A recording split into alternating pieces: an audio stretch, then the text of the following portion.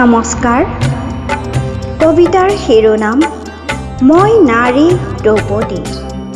কবি মাধৱ চন্দ্ৰ বৰুৱা।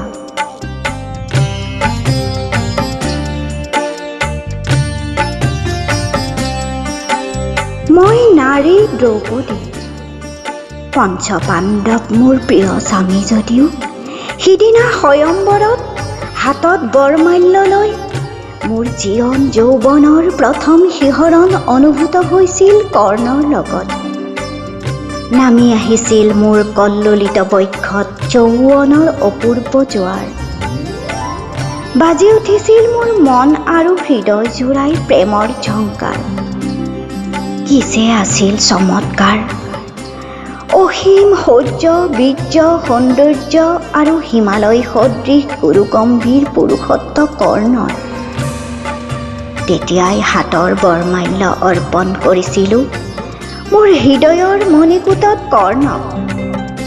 কিন্তু সেয়া হঠাৎ সপোন ভাঙি হৈছিল নিমিষতে ছাৰখাৰ।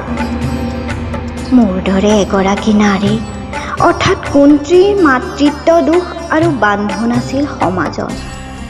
সেয়াই আজিও মই লগ পাওঁ কৰ্ণক মোৰ সেউজীয়া পৃথিৱীৰ এটি গোপন কক্ষপথত। কাৰণ মই নাৰী, নাৰী সদায় এখন সুকীয়া সৃষ্টিশীল পৃথিৱী। নাৰীৰ বুকুতে ঠন ধৰি উঠে চিৰ সেউজীয়া ভোৰ। নাৰীয়ে হ'ব পাৰে কবিতা পংক্তিৰ, নাৰীয়ে হ'ব পাৰে কলি গীতৰ, নাৰীয়ে হ'ব পাৰে ফুল সুগন্ধিৰ। সেয়েহে নাৰীয়ে নাপাহৰে কেতিয়াও স্মৃতি অতীত, মিঠা পৰশ আৰু শ্ৰেষ্ঠ জীৱনৰ প্ৰথম অনুভূতি।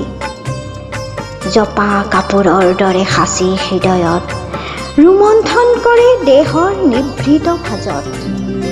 ধন্যবাদ।